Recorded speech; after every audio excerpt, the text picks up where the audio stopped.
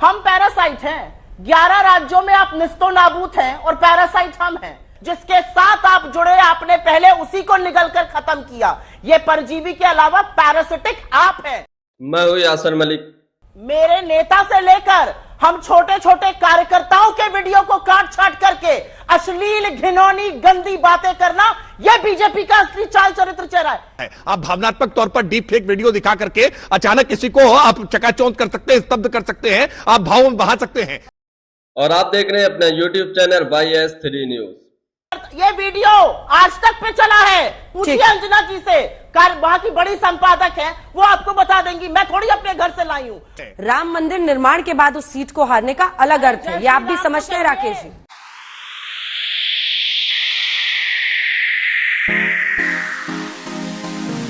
कांग्रेस के प्रवक्ता सुप्रिया श्रीनेत ने आज बीजेपी के प्रवक्ता की धज्जियां उड़ाई।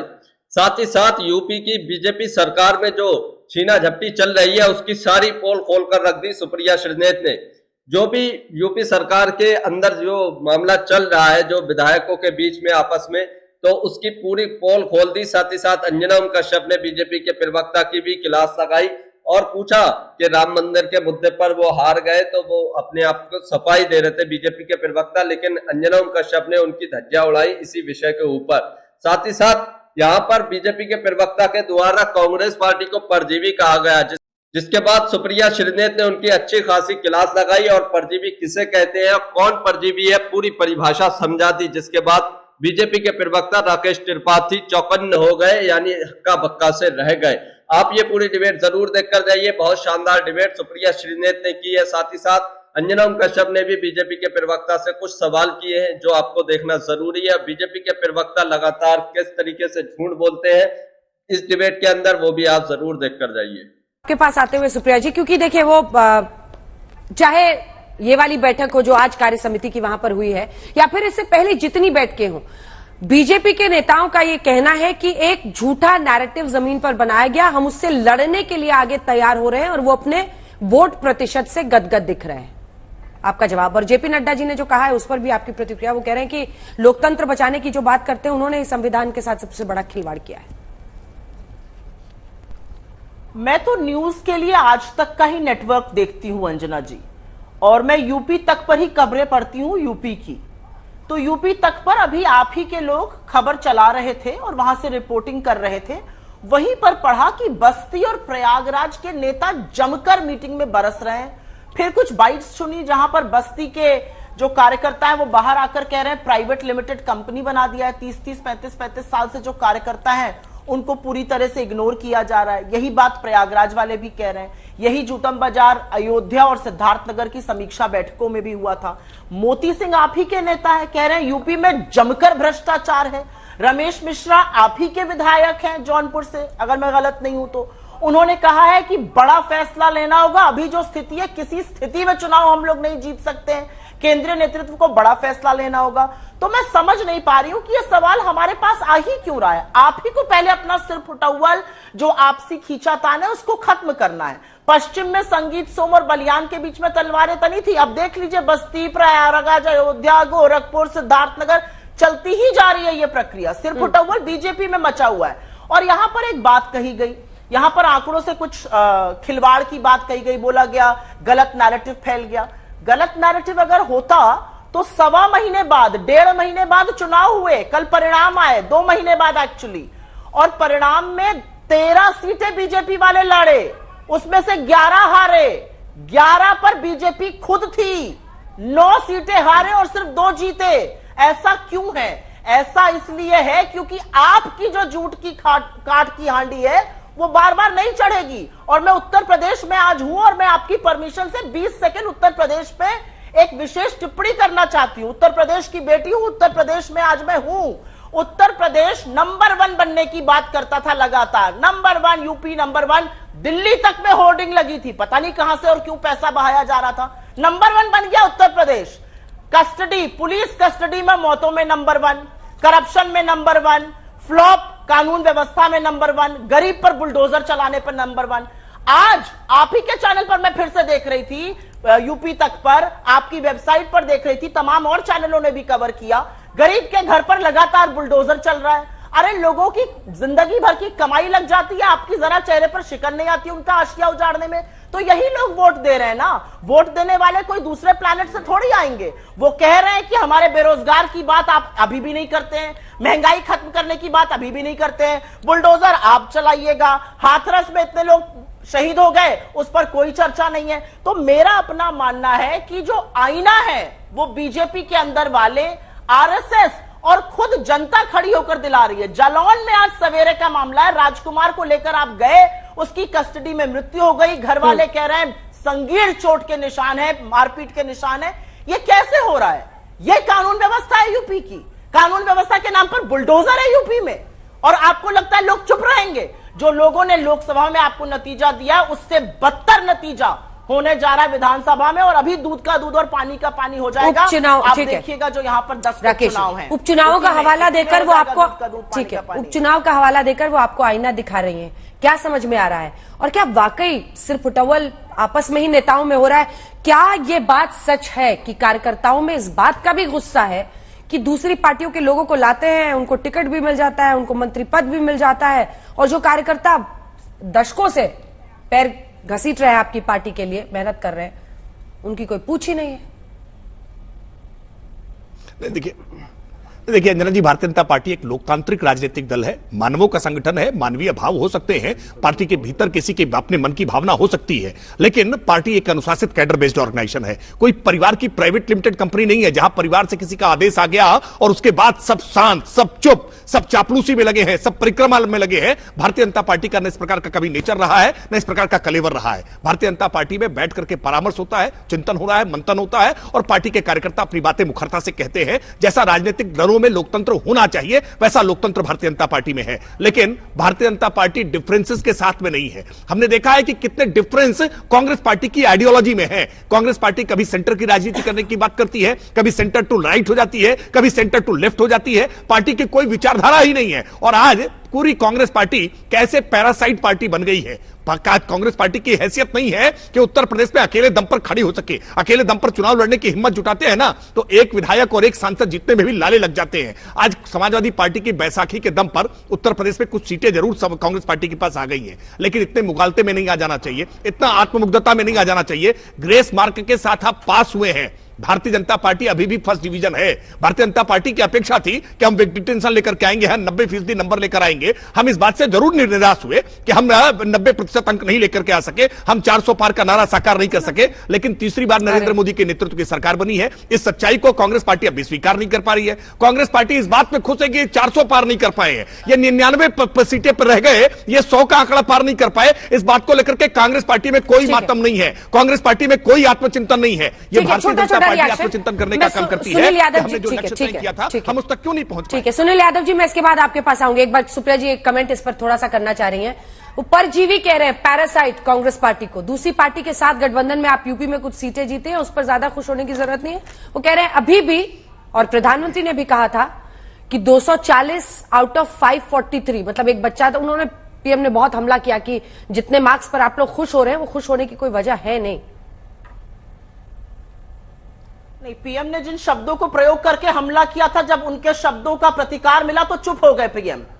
पीएम ने जिन शब्दों का प्रयोग पार्लियामेंट में किया था वो अनपार्लियामेंट्री शब्द थे। जब खुद को सुनने पड़ गए तो होशफाख्ता हो गए पीएम के। तो पीएम अब थोड़ा संभल कर बोलेंगे, देखते जाइए। अभी भाई 400 पार की बात हमने नहीं करी थी, आप कह रहे हैं भ्रम हमने फैलाया। हमने थोड़ी भ्रम फैलाया। आपकी ज्योति मिर्धा, आपके लल्लू सिंह, आपके गिरिराज सिंह, आपके अरुण गोविल, आपके अरविंद धर्मपुरी, आपके अनंत हेगड़े ने कहा संविधान बदलना है। हमने थोड़ा ही कहा। अगर आप सीरियस थे संविधान नहीं बदलने के लिए तो सबको निष्कासित कर दिया होते पार्टी से, क्यों उनको आपने पार्टी में रहने दिया? यह भ्रम हमने नहीं फैलाया, लोगों ने आपके कर्म और आपके शब्दों को मिलाकर सत्य पकड़ लिया। कैसे आरएसएस, कैसे आप संविधान के खिलाफ एक्शन कर रहे थे। लेकिन यहां पर एक बात बोली गई पैरासाइट की, यही घटिया स्क्रिप्ट जो मोदी जी पार्लियामेंट में और चुनावी सभाओं में लिखते हैं, वही प्रवक्ताओं को आकर टीवी पर बोलनी पड़ती है। हम पैरासाइट हैं, 11 राज्यों में आप निस्तो नाबूद हैं और पैरासाइट हम हैं। जब महबूबा मुफ्ती के साथ सरकार बनानी है तो आदरणीय महबूबा जी हैं, तब आप पैरासाइट नहीं है। जब सरकार आपकी हट गई, जब एक दूसरे से अलग हो गए तो वो गैंग का हिस्सा हो जाते हैं। एआईएडीएमके में तमिलनाडु में प्रधानमंत्री 20 बार गए, एक सीट नहीं आई। एआईएडीएमके के पैरासाइट आप नहीं है। आप अजीबोगरीब बातें आप लोग करते हैं। मतलब पैरासाइट क्या होता है हिंदुस्तान की राजनीति में? हिंदुस्तान की राजनीति की आज ये असलियत है कि रीजनल पार्टीज को आपको तवज्जो देना होगा, वो एक तबके को, एक राज्य को, एक बोली बोलने वाले लोगों को रिप्रेजेंट करती है, लिंग्विस्टिक रिप्रेजेंटेशन होता है, और ये डेमोक्रेसी है। लोकतंत्र की आपके अंदर इतनी भी सम्मान नहीं है कि उसको आप परजीवी बोलने लगते हैं। सपा बड़ी पार्टी है उत्तर प्रदेश में, हम इससे बिल्कुल नहीं नकारते, हम उनका सम्मान करते हैं, हम उनको समकक्ष मानते हैं। आपकी तरह हम जिसके साथ जुड़ते हैं उसके साथ कैनिबलिस्टिक बिहेवियर नहीं करते हैं, उसको ही निगल नहीं लेते हैं, चाहे वो शिवसेना हो चाहे वो एनसीपी हो। जिसके साथ आप जुड़े आपने पहले उसी को निगल कर खत्म किया। ये परजीवी के अलावा पैरासिटिक आप है। मैं पूर्वांचल से आती हूं और हमारे यहां एक लाइन है, सूप तो सूप बोले छलनी जामे 72 छेद। कट वीडियो की, क्लिप्ड वीडियो। पूरी डिबेट जरूर देखकर जाइए, अभी आगे और गर्मा गर्मी होने वाली है डिबेट में। यहाँ तक कि आज तक के ऊपर भी झूठ का इल्जाम लगाने वाले हैं बीजेपी के प्रवक्ता, तो बहुत ज्यादा गर्मा गर्मी होगी सुप्रिया श्रीनेत और बीजेपी के प्रवक्ता राकेश त्रिपाठी के बीच में। तो पूरी डिबेट जरूर देखकर जाइए। प्रस्तुत करने वाली मेरे नेता से लेकर हम छोटे छोटे कार्यकर्ताओं के वीडियो को काट छाट करके अश्लील, घिनौनी, गंदी बातें करना, यह बीजेपी का असली चाल चरित्र चेहरा है। ये बात करेंगे क्लिप्ड वीडियो की, वाह भाई वाह। मतलब 900 चूहे खा के ये क्या बातें कर रहे हैं मैं समझ नहीं पा रही हूं। स्किज़ोफ्रेनिया की तक नहीं दिख रही है। मैं यहां पर 2-4 चीजें बस छोटे में बोल देना चाहती हूं और वो बोलनी जरूरी है। तस्वीर पलट जाएगी 10 उपचुनावों में। 7 राज्यों में उपचुनाव हुआ ना, 11 जगह लड़ी थी बीजेपी अकेले, 2 जगह जीती है, 9 जगह हारी है। 1 नहीं, 2 नहीं, 9 जगह हारी है। संविधान का मुद्दा हमने नहीं, संविधान का मुद्दा जनता ने बता दिया। आपके कर्मों को देखकर जनता को समझ में आ गया आप क्या क्या करने वाले हैं। असंतोष हमारा तो नहीं है, असंतोष आपकी पार्टी में है, सिर्फ उटव्वल आपकी पार्टी में है। अगर आपकी परमिशन अंजना जी हो तो 20 सेकंड की एक बाइट, 15 सेकंड की एक बाइट जरूर सुनाना चाहती हूं। मुझे लगता है सुननी जरूरी है, लोगों को सुननी चाहिए। ये बस्ती के कार्यकर्ता फिर कोई एडिटेड बाइट चलाएंगी आप फिर कुछ झूठा नैरेटिव फैलाएंगी। इशारे पे चल रही है। यहाँ संगठन में लीजिंग कंपनी जैसा वर्क हुआ है। बस्ती के आपके कार्यकर्ता कह रहे हैं लीजिंग कंपनी जैसा काम हो रहा है संगठन में। ये मैं नहीं लाई हूं बाइट, ये आज तक की बाइट है। अब अगर आज तक पर भी उंगली उठानी कौन से तो कार्यकर्ता है? अरे भाई, ये कांग्रेस के कार्यकर्ता है कि बीजेपी के कार्यकर्ता है? नहीं, आज तक पे उंगली उठाने का मसला नहीं है। अरे भाई, स्वांग रच करके अपने कार्यकर्ताओं को भाजपा का कार्यकर्ता बता करके इस प्रकार के एजेंट्स बैठ करके ऐसे काम बहुत कराते रहे। राकेश जी, आपसे जवाब ले लूंगी, उनको पूरा करने दीजिए। सेल के अपने अध्यक्ष है ना Rakesh ji, dirty tricks department का आप लोगों का काम हम जानते हैं। ये कांग्रेस राकेश जी वो पूरा कर ले एक बार। वो राकेश जी हम जानते हैं ना, जैसे पूरा करते हैं आप ही से जवाब लूंगी, पूरा करने दीजिए। सुप्रिया जी पूरा कीजिए, हो गया। अंजना जी, अब क्योंकि ये मेरे बीच में बोले तो मैं भी बात दूं, थोड़ी देर इनके बीच में बोलूंगी, प्लीज मुझे टोकिएगा मत। तब ये आज तक पर चला है, आज तक मुझे तो नहीं लगता फेक न्यूज चलाता है। वीडियो जो झूठा दिखाई थी उसमें मैं चल रहा है ये कार्यकर्ता, ये वीडियो आज तक पे चला है। पूछिए अंजना जी से, वहां की बड़ी संपादक है, वो आपको बता देंगी। मैं थोड़ी अपने घर से लाई हूँ। मोदी सिंह आपके नेता है ना, कह रहे 42 साल में इतना करप्शन कभी नहीं देखा। रमेश मिश्रा आपके विधायक है ना, प्रयागराज और बस्ती के लोग आपके लोग हैं ना। चलिए राकेश जी जवाब दीजिए। की समीक्षा बैठकों में लातम बाजार आपकी मीटिंग में हो रही थी ना। इधर उधर की बात करने से बात थोड़ी बन जाएगी। बुलडोजर चलाने से शासन नहीं चलता है, गरीबों के घर उजाड़ने से शासन नहीं चलता है। उनकी जो आहली है उसमें आपकी हार साफ दिख रही है और दिखेगी। राकेश जी आप जवाब दीजिए। अब हो गई होगी पूरी बात, अब पूरी बात हो गई। पूर्व में सुना क्योंकि आप झूठा एक वीडियो चला रही थी, इसलिए मैंने बीच में रोका था, इसलिए मैंने केवल बीच में रोका था। देखिए, सच बात यह है कि कांग्रेस पार्टी के तमाम नेता इस बात के लिए कोर्ट में आए और कन्विक्टेड तक हुए हैं। स्वयं राहुल गांधी कन्विक्टेड हुए। राहुल गांधी को गुजरात में जिस प्रकार से मोदी के लिए उन्होंने एक अपमानजनक टिप्पणी करने का काम किया था, जिसके लिए कन्विक्ट किए गए, जिसके कारण उनकी सदस्यता तक गई। आप लोग झूठ फैलाने में, आप लोग झूठी बयानबाजी करने में किस प्रकार की महारत रखते हैं, हो गया, छुपा हुआ नहीं है। आपने भी लगभग उतनी देर बोल लिया बीच में। और आप सुप्रिया तो जी, स्वयं please। हेट करती है ना। अब हो गया। भाई सुप्रिया हो गया कोटा हो गया, बराबर हो कांग्रेस गया, पार्टी के लोग इससे हो भी गया ज्यादा हो कर गया लेंगे। हो गया। इससे अब बोलिए ज्यादा राकेश कर सकते हैं। राकेश जी बोलिए। हाँ नहीं ठीक है, अब हाँ बिल्कुल ठीक है, ठीक है। अरे सुनिए सुन लीजिए, ठीक है, हाँ ठीक है, बिल्कुल ठीक बात, बिल्कुल ठीक बात है। अरे हाँ, ताकत अर्जित करिए। बीजेपी के कार्यकर्ताओं की जितनी चिंता कर रहे हैं ना, बीजेपी के कार्यकर्ताओं के जितने वीडियो देख रही है, बेहतर है कि अपनी पार्टी के कार्यकर्ताओं के जरा वीडियो देखते और अपनी पार्टी के कार्यकर्ताओं के बारे में जरा चिंता करते। राकेश जी बोल रहे अपनी पार्टी के बारे में सुप्रिया जी विचार अब हो नहीं गया, कर पा सुप्रिया रही। जी, आप भारतीय जनता पार्टी के बारे में गाथा गा रहे सुप्रिया हैं। जी अब हो गया। सुप्रिया जी प्लीज, मैं नहीं चाहती हूँ मेरे चैनल पे हो, उन्होंने भी जितना बोला था आपने बोल लिया, अब प्लीज चुप हो जाइए। राकेश जी पूरी कीजिए बात। राकेश जी बोलिए। मैं बहुत आग्रह के साथ कह रहा हूं। देखिए, झूठ के लंबे दूर तक पांव नहीं होते हैं, काट की हांडी बार बार चढ़ नहीं पाती है। आप जितना भी झूठ फैलाएंगे, एक न एक दिन वो झूठ जनता के सामने खुल ही जाएगा। आपने जितने प्रकार के झूठ बोले हैं ना, आज कोर्ट के भीतर है। आप किस प्रकार के झूठ बोलते हैं, हमने कोर्ट मुकदमे दाखिल करते हैं और या तो कोर्ट में चुपचाप माफी मांगते हैं। मैं मौका दूंगी आपको, रुक जाइए। आम आदमी पार्टी और अरे आप ही कांग्रेस को बोलना है पार्टी, आप इस बात को मैं डंके की चोट पर कह रहा हूं। आप कहेंगे तो मैं एक एक घटनाओं का उल्लेख कर दूंगा कि कैसे कैसे आज कांग्रेस पार्टी और इनके एक साथ इंडिया ब्लॉक के इनके सहयोगी आम आदमी पार्टी, ये दोनों ही कैसे आज कोर्ट के भीतर जाकर के माफी मांग करके पतली गली के रास्ते से निकल जाते हैं और या फिर सजा याफ्ता घोषित होते हैं। इसलिए आप ये झूठ फैलाना बंद करिए। जनता सब सच जानती है और जनता को कोई लगातार बार बार बरगला नहीं सकता है। आप भावनात्मक तौर पर डीप फेक वीडियो दिखा करके अचानक किसी को आप चकाचौंध कर सकते हैं, स्तब्ध कर सकते हैं, आप भाव में बहा सकते हैं, लेकिन लंबे समय तक ये प्रक्रियाएं लंबी चल नहीं सकती हैं। हम अपने काम के आधार पर, अपने कार्यकर्ताओं के परिश्रम के आधार पर और जिन नेताओं के नाम बार बार, चाहे वो सुनील साजन जी ले रहे हो या सुप्रिया श्रीनेत जी ले रही हो, इन नेताओं के बयान आप फिर दिखाइए। इन नेताओं ने बाद में बयान क्या दिए हैं कि आपके उनके बयानों को तोड़ मरोड़ करके, काट छांट करके, संदर्भ से परे करके और उसके साथ छेड़छाड़ करके आप इस प्रकार के वीडियो जारी करके आप बदनाम करने की कोशिश कर रहे हैं उत्तर प्रदेश की योगी आदित्यनाथ सरकार को, देश की नरेंद्र मोदी सरकार को। लेकिन ये प्रयास आपके विफल होंगे। आप कितने भी प्रयास करें, हमें अपने कार्यकर्ताओं पर भरोसा है, हमें अपने नेतृत्व पर भरोसा है, हमें अपने काम पर भरोसा है और हमने काम किया है। इसी वजह से आज उत्तर प्रदेश नहीं, आज देश के 17 राज्यों में भारतीय जनता पार्टी की सरकार है। इसलिए कांग्रेस पार्टी से कोई मुकाबले की बात ही नहीं है। जहां जहां ये आमने सामने की लड़ाई लड़ते हैं ना। वीडियो अच्छी लगती है तो इसको लाइक करें, पूरी डिबेट जरूर देखकर जाइए। अभी सुप्रिया श्रीनेत धज्जियां उड़ाने वाली हैं राकेश त्रिपाठी की, जो बीजेपी के प्रवक्ता है, इनकी किस तरीके से ये एक वर्ड बोल गए कि झूठ की आंधी बार बार नहीं चलती। इस पर देखिए अभी क्या ही जवाब मिलने वाला है। आप जब जाके चुप हुई तब मैंने उनसे जो सवाल लिया है, आप भी लंबाई बोली है। सुप्रिया जी, होता क्या अपना टाइम दिखता नहीं है। अब सुनील जी आपकी इजाजत से, आप ही की साथी है, उनको एक जवाब देना है, वरना आपकी बारी थी। एक बार सुप्रिया जी बोल ले छोटा सा, फिर मैं आ रही हूँ। सुनील बोलते बोलते कह गए झूठ के पांव छोटे होते हैं, झूठ की काट की हांडी चलती नहीं। बिल्कुल सच। 13 साल आपने मेरे नेता के खिलाफ झूठ फैलाया, फेक वीडियो बनाए, डीप फेक बनाया, एआई यूज किया मेरे नेता को बदनाम करने के लिए और सच इस देश के सामने आ गया। और राहुल गांधी आज जननायक है, आपको लोग झूठा कहते हैं। आप तो दरभंगा में एम्स चला रहे थे, लोग माइक्रोस्कोप लेकर ढूंढ रहे हैं। आप तो सारे का IIT और IIM खोल रहे थे, उसका पर्दाफाश आपकी सरकार ने पार्लियामेंट में कर दिया।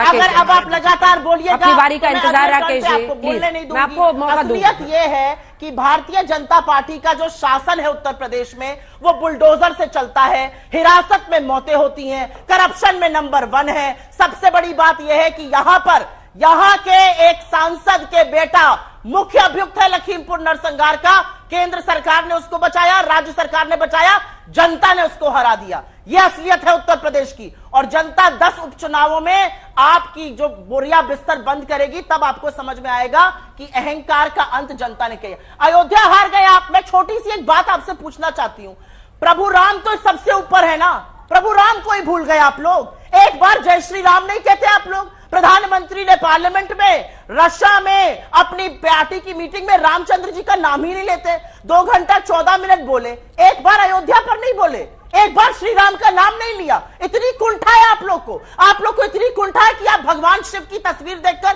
चिढ़ जाते हैं।